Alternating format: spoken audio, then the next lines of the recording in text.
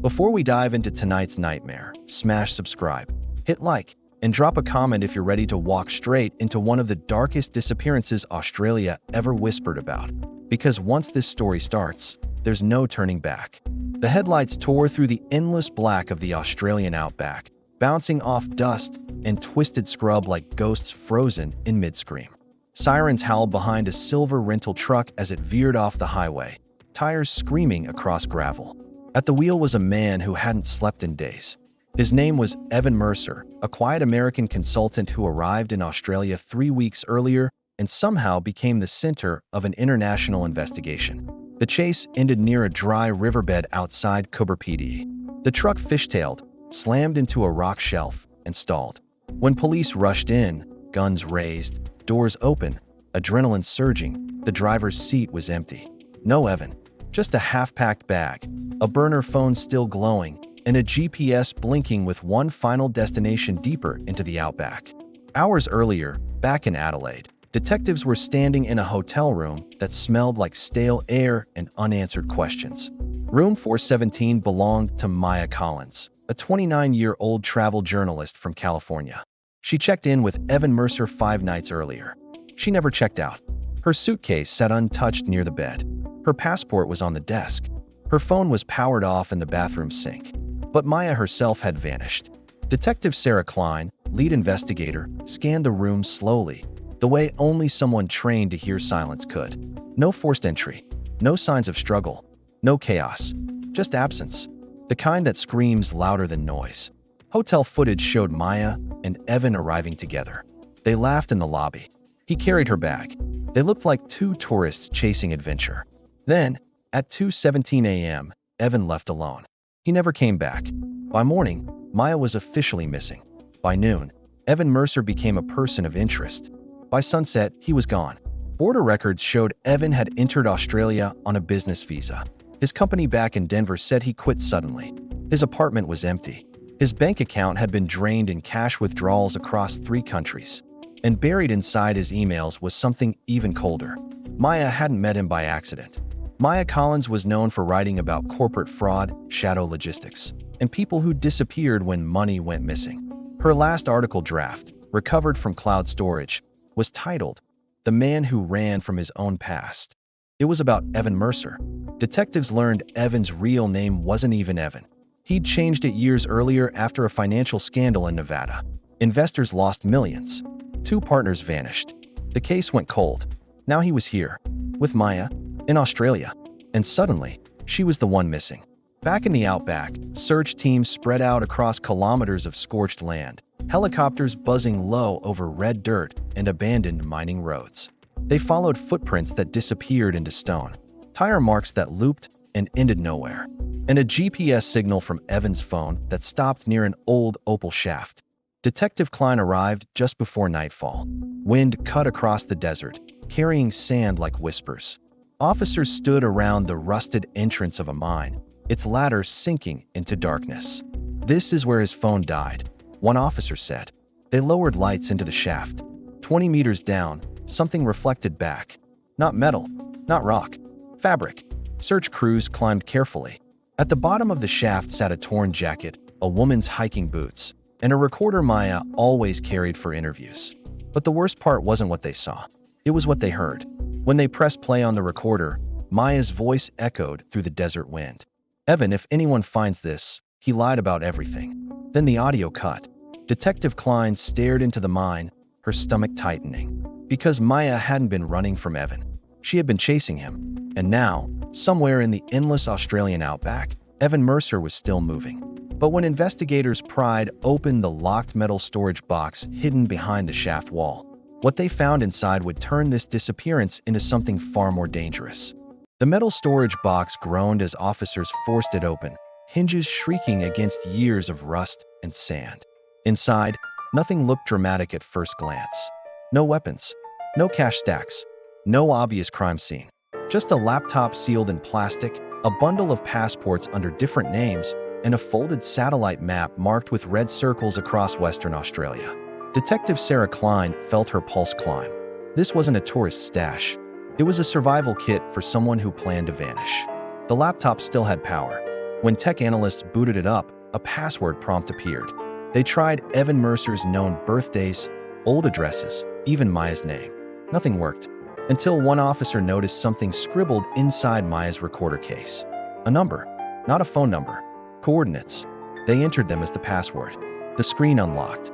What appeared next wasn't financial records or fake IDs. It was surveillance, photos, audio logs, spreadsheets tracking shipments across ports in Singapore, Dubai, and Perth. Evan Mercer hadn't just been running from his past. He had built a new one. Maya's investigation came into focus. She had traced Evan to a shadow transport network moving illegal tech and corporate secrets through mining supply routes. Evan wasn't the mastermind. He was the broker, the middleman who sold information to whoever paid highest. And Maya had gotten too close. One video file stood out. Timestamp: 2 nights before she disappeared. The footage showed Maya sitting across from Evan in their hotel room. Her voice was calm, but sharp. "You lied about Nevada," she said. Evan rubbed his hands together. "You don't understand what they'd do if I stopped." "Then tell me who they are," Maya replied. Silence. Then Evan leaned forward. "You're already in danger." The video ended abruptly. Detective Klein exhaled slowly. That wasn't a confession. It was a warning. As analysts dug deeper, something strange surfaced. After Evan left the hotel at 2:17 a.m., he didn't go straight to the Outback. He drove in circles, stopped at 3 fuel stations, paid cash, swapped vehicles twice using rental accounts under fake names. He was being careful, or he was being followed. Back at headquarters, another discovery hit harder. Maya's phone had pinged one last time, 6 hours after Evan fled, from a location hundreds of kilometers away from the hotel. Someone else had moved it.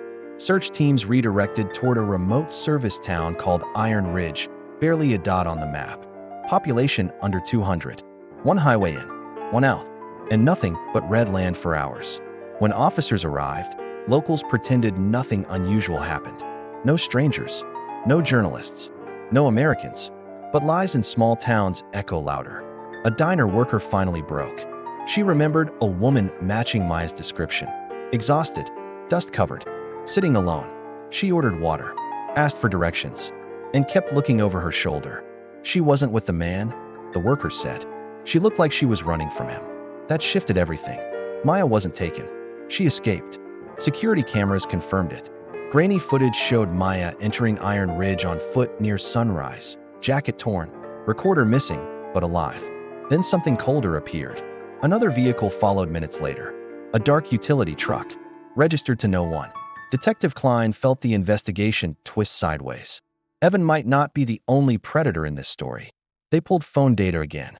One number kept surfacing in Evan's burner logs. Dozens of calls. No contact name, just a satellite relay. Tech traced it to a shell company used by private logistics contractors. The same companies named in Maya's draft article. Someone powerful had been monitoring Evan.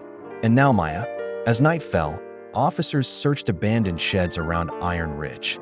In one locked workshop behind the fuel station, they found Maya's backpack. Inside were notebooks filled with names, routes, payments, and one sentence underlined 3 times. Evan isn't the worst one. Then they found something else. A fresh tire trail leading out of town, heading straight into restricted desert land. No roads, no services, no safety net. Detective Klein stared at the trail disappearing into darkness. Because if Maya ran from Evan, and Evan ran from someone else, then the Outback wasn't hiding a crime anymore. It was swallowing everyone connected to it. Ever wondered what secrets the vast, sun-scorched Australian Outback holds? It's not just red dust and kangaroos out there. Sometimes, the most dangerous predators walk on 2 legs. Welcome to a story where the silence of the desert is shattered by conspiracy, and the line between right and wrong is as blurry as a heat haze on the horizon. Imagine this: a remote mining town, a speck of civilization in an ocean of wilderness. A place where everyone knows everyone, or so they think. But beneath the surface of this tight-knit community, a corporate intelligence ring is operating, pulling strings and burying secrets deeper than any mine shaft. They're playing a high-stakes game, and they don't like losing. Enter our first player, a sharp, relentless journalist from the city. She's chasing a lead, a whisper of corruption that has led her from the bustling streets of Sydney to this isolated outpost. She's got a nose for the truth, but she quickly discovers that in the outback, asking the wrong questions can get you more than just a cold shoulder. It can get you killed. The locals are tight-lipped, their eyes filled with a mixture of fear and suspicion. Every door she knocks on seems to slam shut in her face. Just when she's about to hit a dead end, she crosses paths with an unlikely ally, a former Special Forces operative, now working as a security consultant for the very mining company she's investigating. He's a man of few words, with a past as rugged as the landscape around him. He knows the terrain, both physical and political. He's seen things that make him question the company he works for. He's supposed to keep people like her out, but his conscience is telling him to let her in. Together, they form a fragile, uneasy alliance. She has the journalistic instinct. He has the survival skills. He teaches her how to read the land, how to navigate the treacherous environment where a single mistake can be fatal. She teaches him how to piece together clues, how to see the patterns in the lies and half-truths they're being fed. They're a mismatched pair, a city slicker and a desert ghost, united by a shared thirst for justice.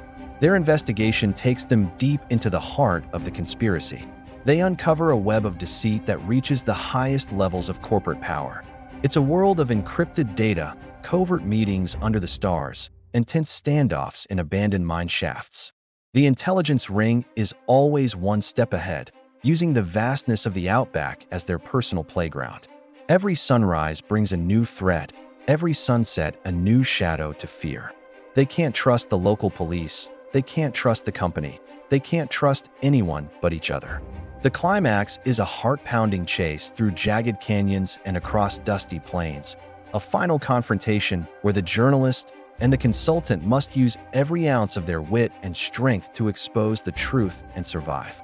It's a battle not just against a faceless corporation, but against the unforgiving spirit of the outback itself. Will they bring the powerful to justice, or will the desert claim them as its own? Their story just another secret buried beneath the red sand? This is more than just a detective story. It's a tale of survival, trust, and the relentless pursuit of truth in a land where secrets are as old as the rocks. Thanks for watching. If you love a good thriller, make sure to like, subscribe, and hit that notification bell for more stories like this. See you next time.